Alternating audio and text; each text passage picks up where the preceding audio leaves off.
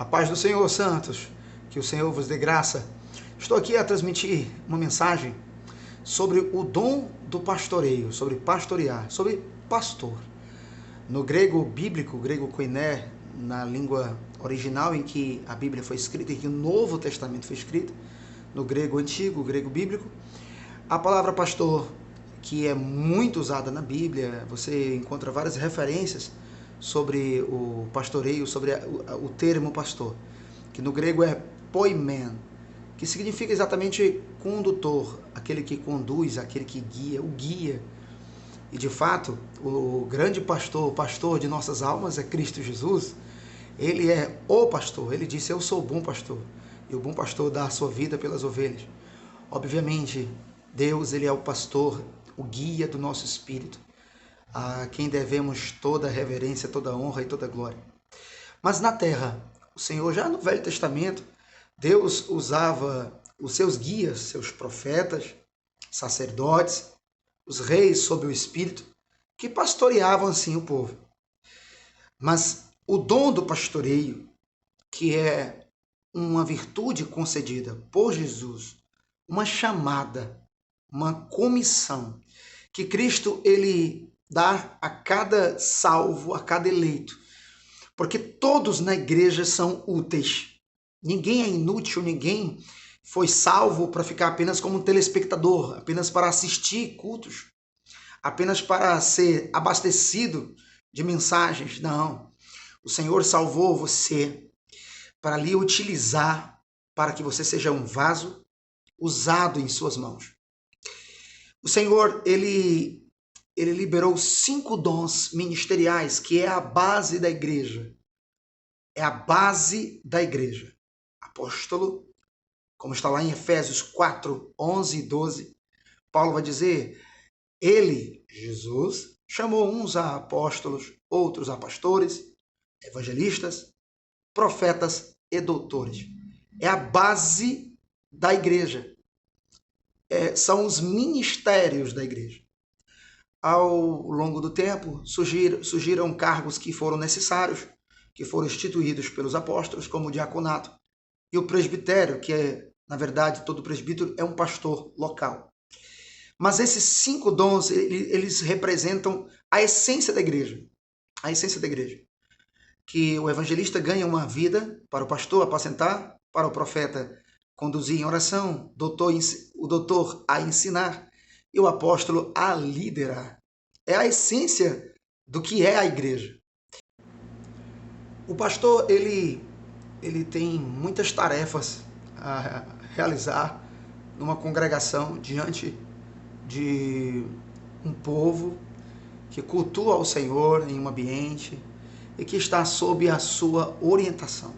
O pastor, como ele é um condutor, como ele é um orientador de Deus, através das escrituras, ele vai educar, ele vai consolar, coordenar os filhos de Deus. Ele estará também, assim, na mesma função de um pai, a exortar, a corrigir pela palavra de Deus, a disciplinar, a dar uma boa educação aos filhos de Deus. O pastor, ele é de suma importância à frente de uma congregação, porque é através do seu coração, da sua mente, dos seus lábios, que o Espírito de Deus estará a falar com a igreja.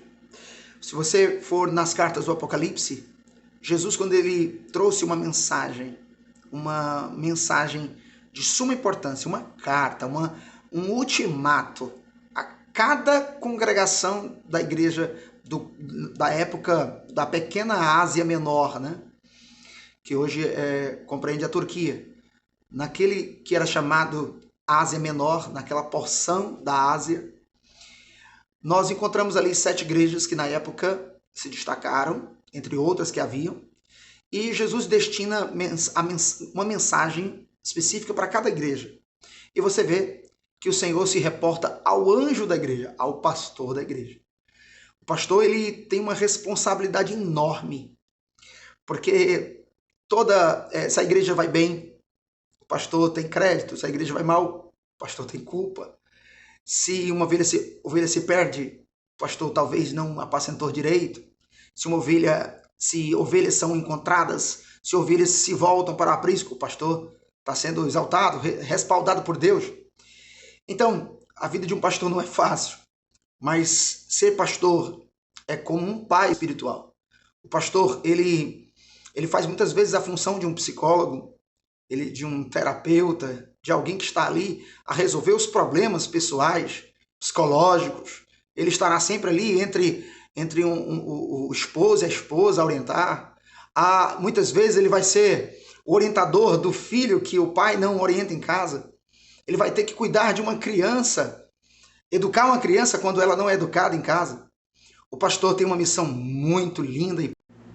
O pastor, ele estará à frente de uma igreja, não porque ele recebeu o título de um pastor, não porque ele foi consagrado por uma denominação como pastor, mas ele vai ser pastor, ele vai apacentar, ele estará à frente de um povo, ele terá um cajado, porque ele foi chamado a ser pastor. O chamado dele será confirmado mediante o tempo, mediante as pessoas que ele apacenta. O povo vai constatar que verdadeiramente o mesmo é um pastor. Então, ele será um pastor não porque a ele foi dada uma igreja, mas vão dar uma igreja, uma congregação para ele apacentar, porque ele é um pastor comissionado. Queridos, o apóstolo Paulo, quando vai falar sobre o pastoreio, ele fala em várias passagens, como a carta de Timóteo, ele vai se referir a Timóteo e vai dar uma lista de recomendações, como também a Tito. Ele vai mostrar nessas duas cartas o que o pastor é, a importância, o privilégio de ser um pastor, a responsabilidade da chamada, é uma árdua chamada, e ele vai traçar ali uma lista, ele vai fazer uma lista de recomendações de como o pastor deve se portar, como deve proceder e como não deve proceder. Ele vai falar que o pastor deve ser casado e bem casado, marido de uma mulher. Veja aí a importância do pastor estar direitinho, de uma forma moralmente aceito pela sociedade, casado corretamente.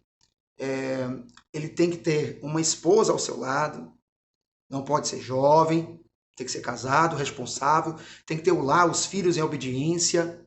Ou seja, o pastor tem que estar com a vida direita, uma vida correta diante de Deus e dos homens. E veja que o homem, veja que o dom está sendo ortogado aí ao homem, seja marido de uma mulher. Não podemos fugir da realidade, da verdade bíblica. O dom do pastoreio foi concedido ao homem. Mas vamos já falar mais sobre isso.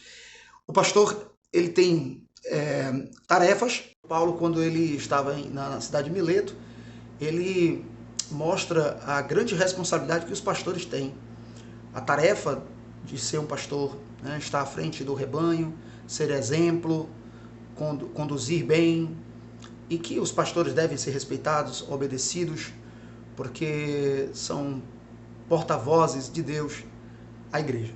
E ele manda chamar os pastores da igreja da cidade de Éfeso, e ele começa a orientar, a falar da tarefa do pastor, da responsabilidade de cuidar bem do rebanho, de não permitir o rebanho se perder, porque Paulo sabia que após sua partida, lobos devoradores surgiriam, falsos profetas, falsos mestres, falsos pastores, que não perdoariam o rebanho.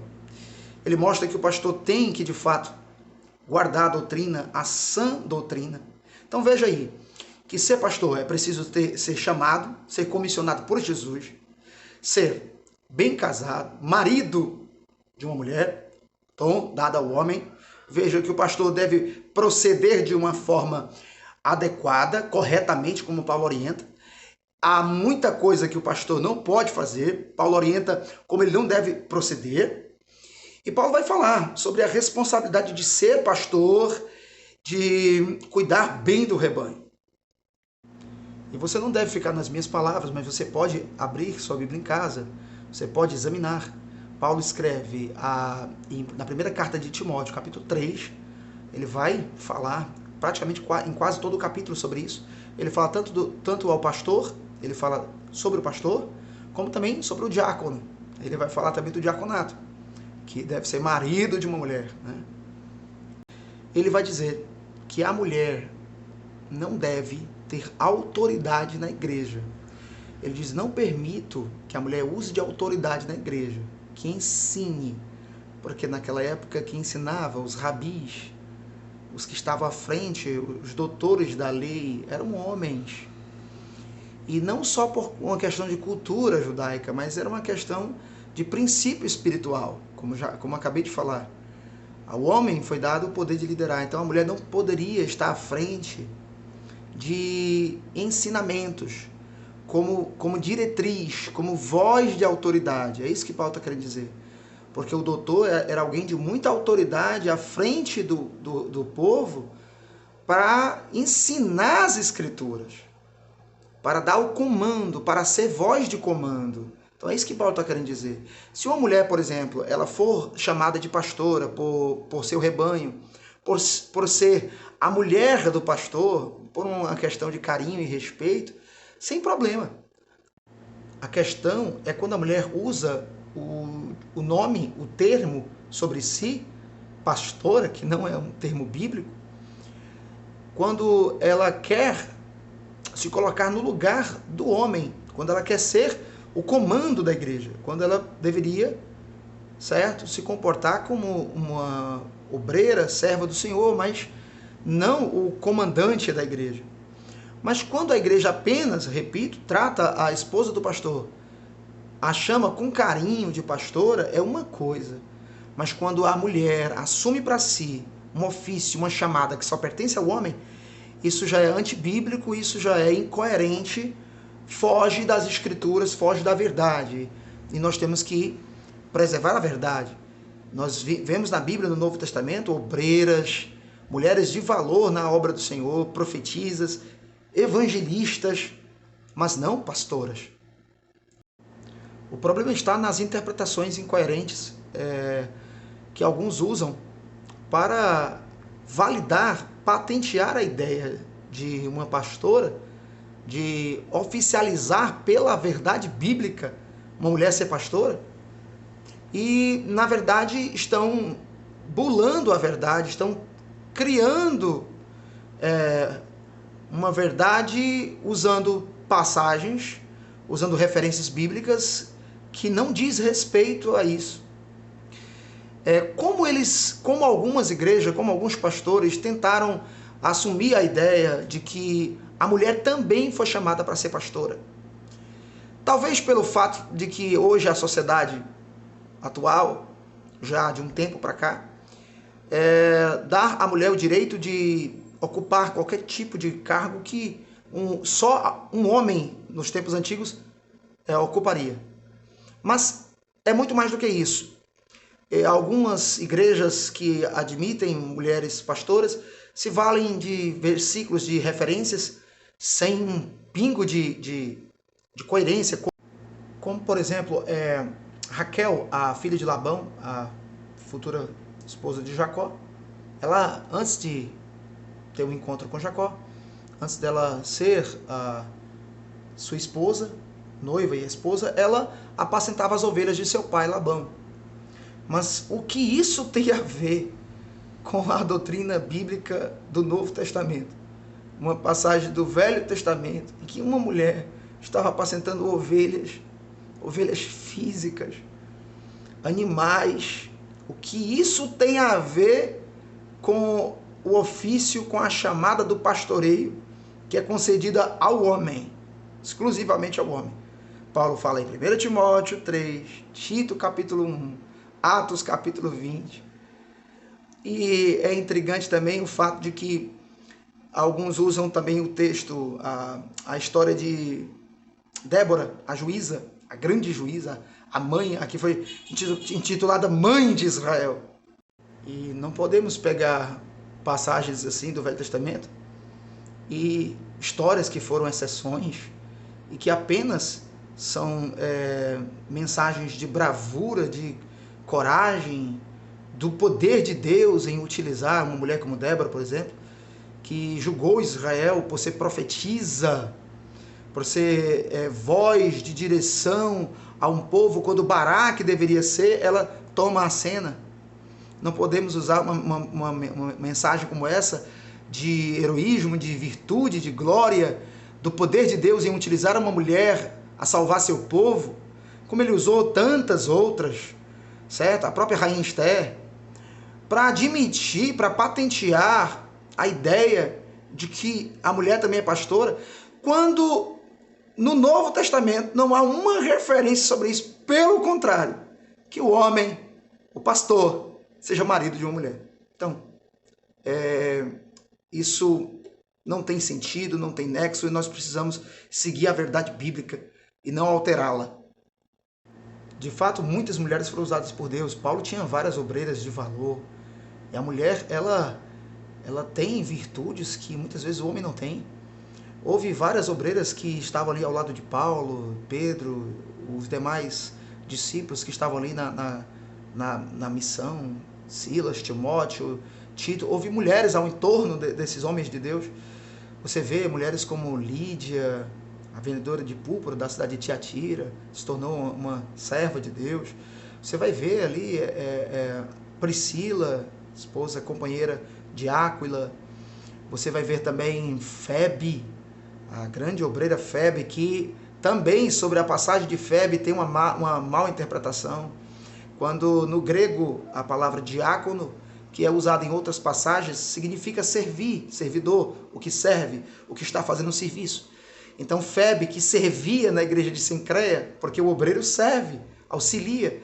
Não é porque ela servia, ela fazia a obra, era uma fazedora de obra, que ela tem o dom do diaconato, que também foi outorgado ao homem, que nasceu lá em Atos 6, quando a ordem diz: separem 7 homens de boa reputação, diáconos, servidores, maridos, que tenham uma esposa, homens bem casados, que tenham um lar em obediência. Então, o dom do diaconato também é dado ao homem. Febe era obreira e não diaconisa, outra interpretação errada, outro dom que tentam patentear quando não há na Bíblia. Nós temos que seguir a verdade, queridos, não podemos fugir disso. Mas quero deixar claro aqui que acredito bastante que Deus usa as mulheres. Muitas vezes Deus utiliza mulheres muito na pregação, no evangelismo pessoal, em grupos, na intercessão, na oração. As mulheres, o que seria a igreja sem as mulheres? Na parte de organizar, ao lado do marido, ao lado de cada obreiro, o que seria a igreja sem um toque feminino? Em toda a extensão bíblica você vê Deus usando mulheres, certo? Então que fique claro, eu não estou aqui querendo repudiar a mulher como uso na mão do Senhor, mas apenas defendendo a verdade bíblica como ela é. Não posso aceitar a heresia, não posso aceitar um ensinamento errado. Essa também é a função do pastor, refutar a heresia. E é Paulo e Pedro também que fazem referências à estrutura da mulher por ser frágil. Paulo vai dizer: olha, eu temo que Satanás possa perturbar a vossa consciência, vos enganar, vos iludir. Assim como a mulher que errou primeiro, Paulo vai dizer, foi enganada pela serpente. Eu temo que vossos corações sejam entorpecidos, vocês sejam iludidos. Ele vai falar da fragilidade da mulher, certo? Da estrutura da mulher como sendo mais frágil. Pedro vai dizer: olha, maridos, tratem vossas mulheres com respeito, com amor, coabitem com elas, compreendendo que a mulher é um vaso fraco, no sentido, não que ela não seja de boa utilização para o Senhor, não que a mulher ela não seja bem utilizada por Deus, mas a sua estrutura é bem diferente da estrutura do homem, pois o homem, ele realmente suporta mais tribulações, certo? Algumas tribulações específicas, que por isso Deus o constituiu como chefe do lar. Certo? É bem verdade que a mulher, sim, tem direções, iluminações, inspirações que muitas vezes o homem não tem. E eu respeito minha esposa e oriento aos homens a respeitarem as mulheres e juntos tomarem as decisões. Não é porque o homem é o cabeça que ele deve ser ditador. Não, a mulher é companheira do homem e não serva do homem. Que fique claro isso aqui. Eu concluo aqui esse vídeo dizendo que em Hebreus 13:17 é uma ordem: obedeça aos vossos pastores, porque eles têm cuidado de vós, para que eles não possam vos pastorear com gemido, com dor, com sofrimento, porque não vos seria útil. Olha, ore pelo seu pastor, esteja ao lado, se submeta ao seu cajado, porque foi o Senhor que deu a ele a autoridade sobre você. E que se você o ajudar, a obra do Senhor, ela caminhará bem. O pastor vai ter alegria, prazer, ânimo de sustentar a igreja, porque ele vai ter boas ovelhas sob a condução do seu cajado. Nós precisamos de oração. Os pastores são seres humanos que precisam de oração. Podemos errar, iremos falhar, mas também iremos acertar. E que você possa, como uma boa ovelha, estar sob a boa condução do seu pastor. Portanto, obedeçam a vossos pastores. Quando você obedece o seu pastor, você está obedecendo a Deus. Porque se você não obedece a alguém que você vê, quanto mais a um Deus que você não vê. Que Deus vos abençoe e que você guarde e vivencie a verdade como ela é.